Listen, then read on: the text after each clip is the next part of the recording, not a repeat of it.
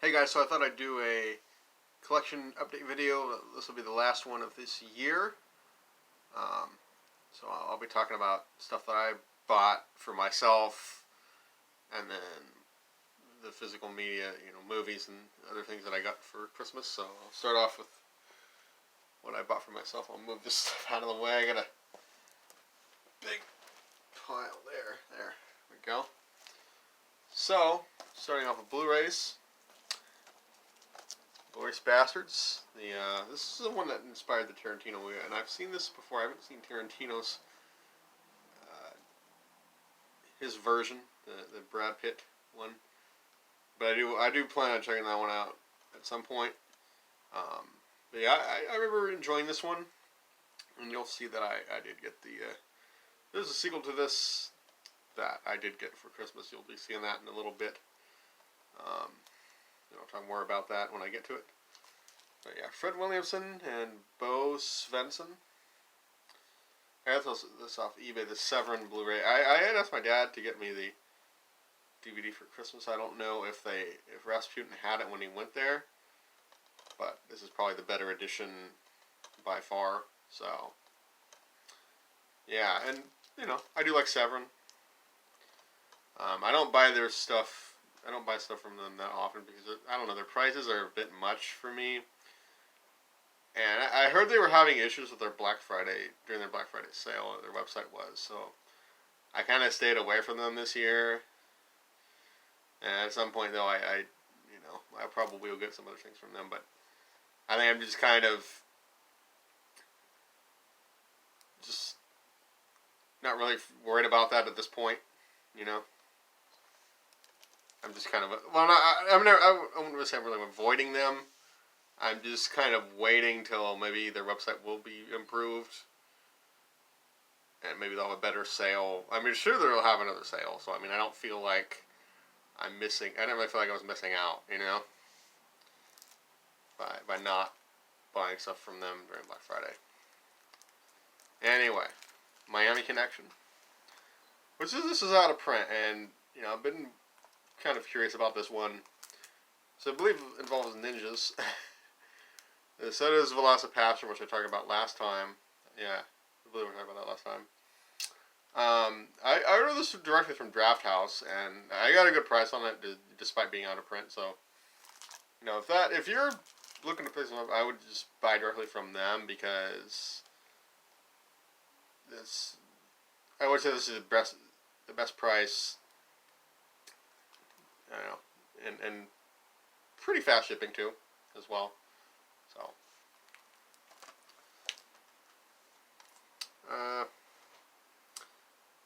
is this all the? Yeah, okay.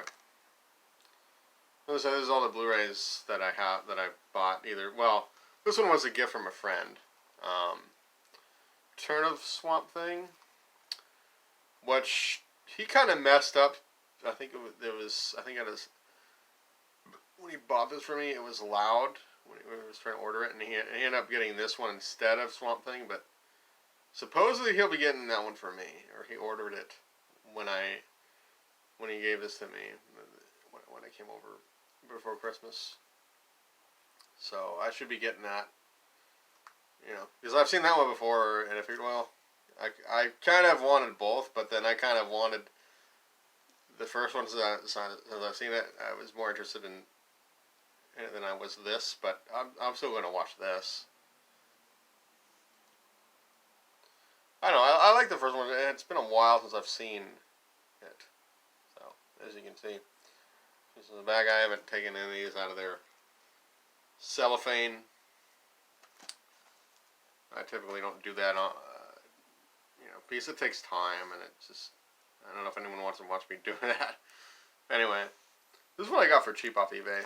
Death Nurse, shot on video, which I do enjoy. I don't watch those kinds of movies that often, but when I'm in the mood, I do check them out. This is patients check in but never check out. So this is patients go to a clinic. So looks like she kills her patients, basically, is Well, I mean, Death Nurse. I guess the title kind of says it all, right? So yeah, and I figured there's a Death Nurse 2, but I figured I'd watch this one first and determine if I want to check out the sequel. Um, which I don't know if it's as good as this one. So anyway, should I get into the because I want to get into my other. These ones I got as gifts from my dad. These other movies here, as you can see.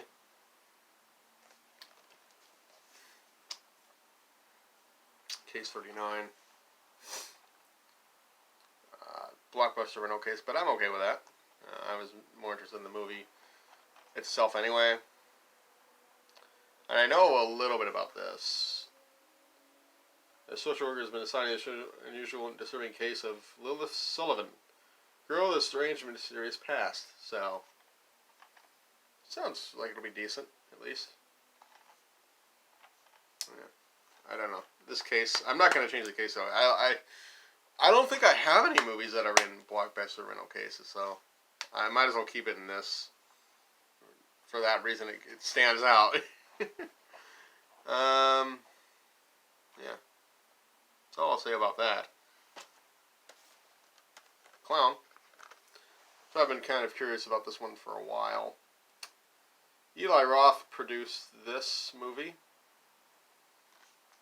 That's the back. I don't know. I'm not really like super into clowns, but this is about a father who wears a clown suit for a clown outfit for his son's 6th birthday, and it doesn't come off, which sounded like an interesting idea to me. Maybe worthwhile. So I don't know. I'd say I like clowns if the story is more like twisted. Kind of like Killer Clowns from Outer Space, you know? I mean, I'm not saying that this is funny. I mean, maybe it has some funny parts, but I think overall it's supposed to be pretty horrifying, if anything. But either way, you know, I would say I like I said, clown movies where the story is more messed up. And just funny clowns. I don't know. I just found clowns annoying. Regular ones, not ones like this.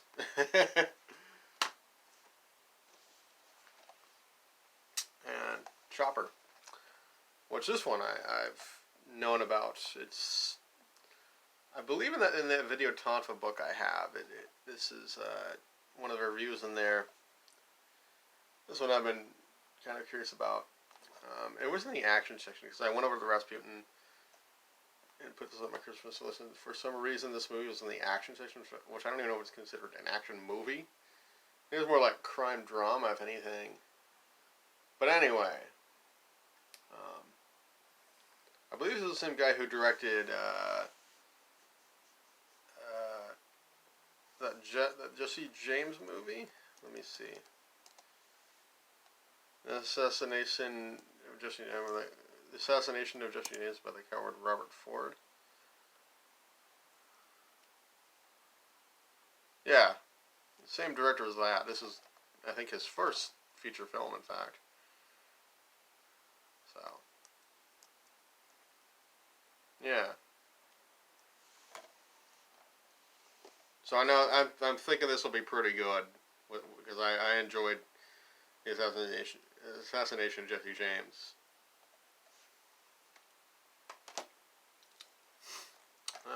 Good old Blue Underground, the final countdown. Which I knew I had to put this on my list because I've heard about it. It seemed like an intriguing idea.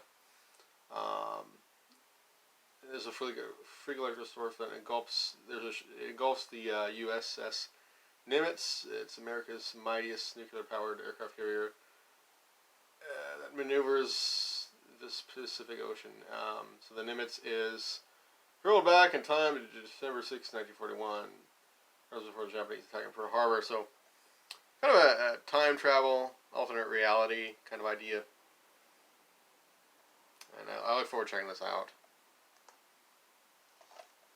Yeah, it seems like it's not really in Blue Underground. It's kind of, yeah, like, I don't know if this would be the first movie that would come to mind when you think of Blue Underground, but you know, I'm not complaining. I'm just saying. It's like, but I guess the idea is kind of out there enough for them to, you know, put it out. So, anyway, Incident at Oglala. The Leonard Peltier story. This is a documentary that caught my eye. It has to do with, well, in 1975, armed FBI agents illegally entered the Pine Ridge Indian Reservation. Gunfire erupted, a Native American and two FBI agents fell dead. After the largest Manhattan FBI history, 3 men were apprehended. Only one, Leonard Peltier, was convicted of murder and sentenced to life in prison. This is the story. Oh, it has to do with injustice. And I have Cherokee Indian heritage.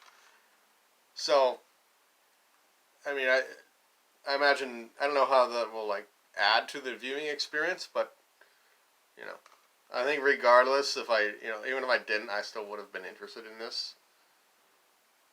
You know. But, yeah.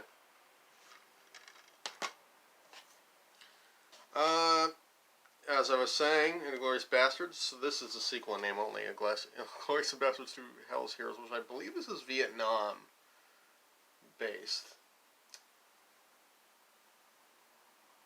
Well, it says here is the official remake where the Bastards, headed by Fred Williamson, mission takes place in the jungles of Vietnam, being Nazis. So I don't know if this is a remake or a sequel or what. Here's his remake, but I don't know if that's true. Anyway, so it has, you know, as I said, Inglourious Basterds 2. There's also Bridge to Hell, which is Umberto Lenzi directed, as well as Apocalypse, Mercenaries, and War Bus 2. And I heard the qualities on these aren't that great, but I was interested in these anyway, so.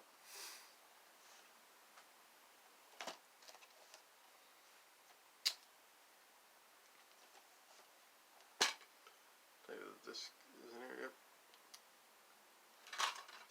I showed Andy Warhol, which is Mary Herron, director of American Psycho. So basically, this is, well, Valerie Solanas. She arrived in mid-60s New York City she had a single-minded mission, and that was to spread the world of female superiority. And I don't know if I'll like this or not, but I was curious about it. I mean, I'm not much of a feminist, but hey, I mean, I'm willing to give this a chance. Yeah. Alright. Maggie. Arnold Schwarzenegger. This is one of his more, like, emotional roles from what I've heard. And I'm sure most horror fans are at least familiar with this movie. It's apocalyptic zombie type of movie, and apparently what it says here is, well, he is trying to, his infected daughter, who is trying to protect her from the authorities that are seeking to kill her. That's the gist of the description on the back. I'm not going to read the whole thing, but I'll read a little bit of it at least. And if you're not familiar with this movie, for some reason, I don't know, I was interested in it, and I've been curious to check it out. So. And then, lastly, I got Pouchtown, which the disc is still in the player, but I really enjoyed this movie. So, this is a weird one. I don't know if I'm going to read it off of IMDb. Because, I don't know, Pouchtown movie, yeah. Maybe I'll just look it up here. So the character John, he is, well, I mean, the movie starts off with, the factory workers are cutting open cabbages, and there's these dolls, which were formerly babies, but they've been turned into dolls, and that's what John started out as, was a toy. and then as he grew older, he became. It doesn't really explain like what happened between birth and adulthood for him, but he was ultimately only left behind by his adopted mother, who had him when he was a doll or human, or it's weird. I think you get what I'm trying to say. But basically, John ends up like leaving the factory because he notices what's going on in his oppressive work environment. It's kind of a totalitarianism kind of environment where you can't express your individuality. So John, he enjoys singing, but he's told that he can't sing during work hours, things like that. And so singing kind of plays a role in the movie where you have other characters that do it as well. And so then he leaves with his wife Mary. They're taken to the slums. They find a new place to live. And so then John has to basically find his mother, reconnect with her because it's been a long time, and her daughter gets taken by Patch Enterprises, which is a corporation in and the character Yuri wants to put her to work in the factory, something like that. It's kind of complicated plot. It's kind of weird, but I like this.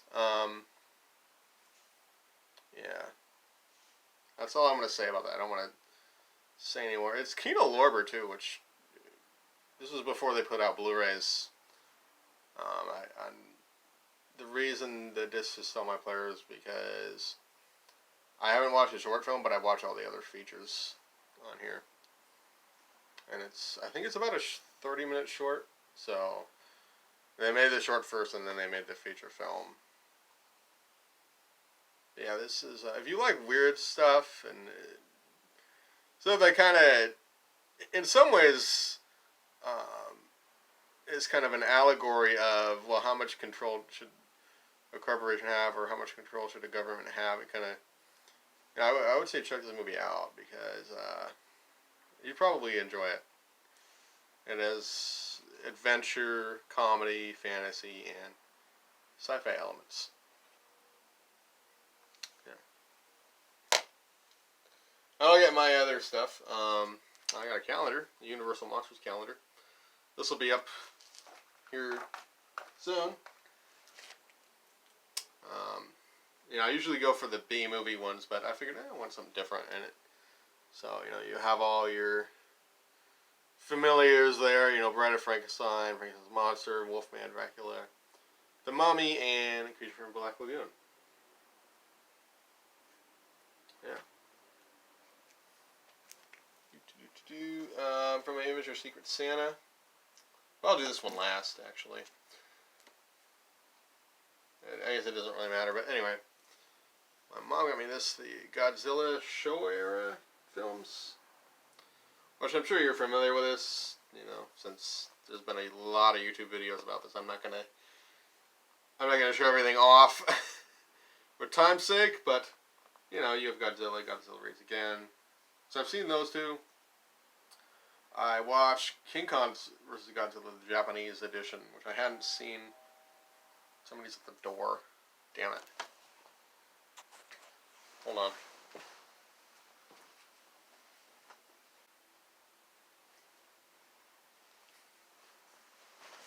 So I'm back. As I was saying, I might just edit that out. I don't know, but yeah, I've seen Mothra vs. Godzilla before I bought this.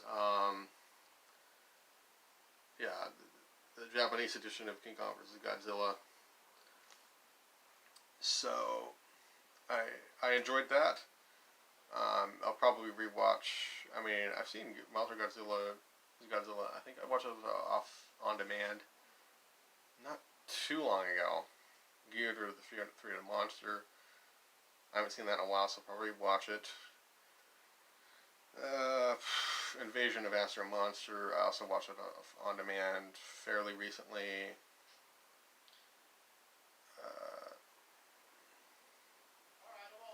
Okay. You too. All right.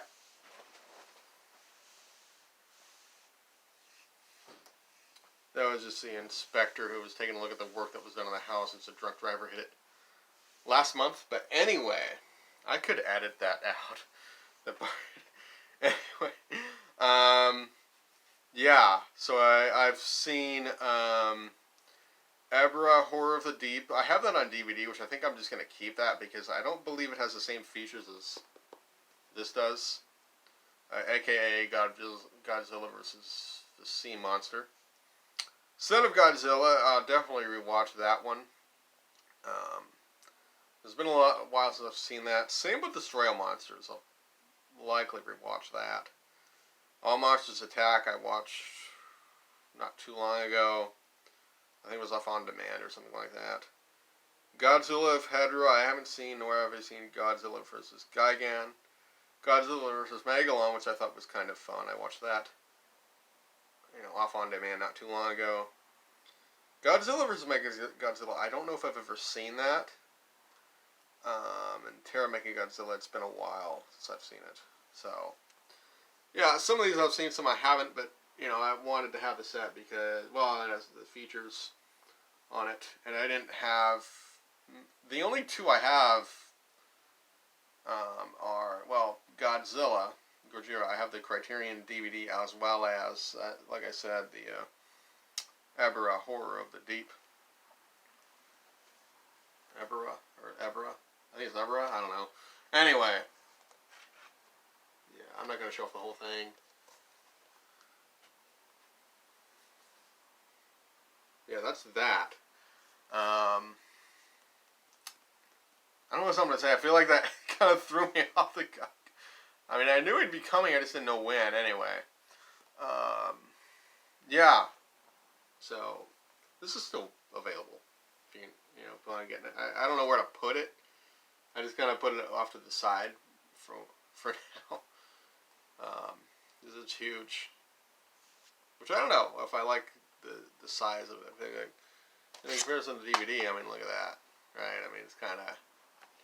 But, oh well. Yeah, I would say... I don't think I have much else to say about this. Yeah. Sorry, I'm just trying to kind of... My concentration was kind of broken there. My train of thought was interrupted,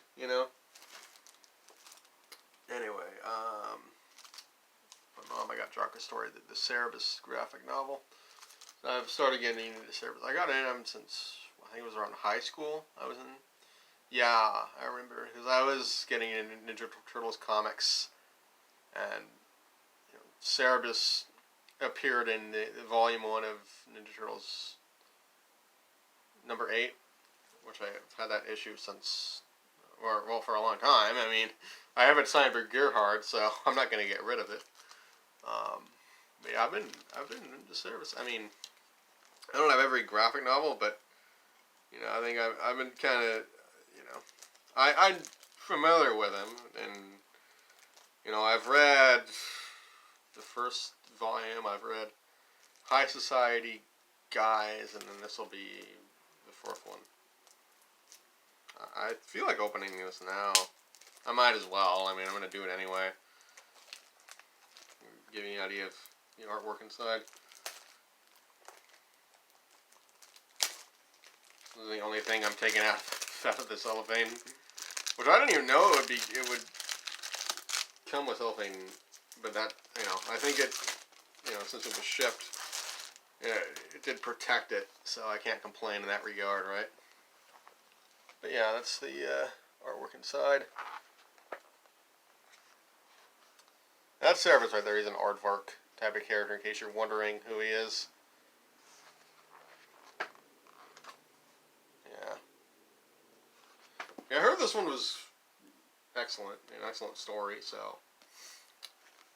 Yeah. And lastly, from my image of Secret Santa, I'm probably going to edit that part out when I answer the door. I wasn't really planning on that, but it won't take a lot line to edit, honestly. Analog Nightmares, shot on video, horror films of 1982 to 1995. This was from my Immature Secret Santa. I don't know if I said that already. But yeah, I do enjoy Shout Out Video. You know, from time to time, I check it out. Some of these movies, like Psycho Dance, I've never heard of, but seems pretty wild. And I got, you know, well, Trapped. This looks crazy. This hat, you know, it has reviews and history of Shout Out Video movies and interviews, so I like that it's kind of divided up in that sense, and that it's not just one, like, and it's not just reviews, you know. But yeah, I look forward to. As you can see, I've read some of it, but yeah, I look forward to getting more into this.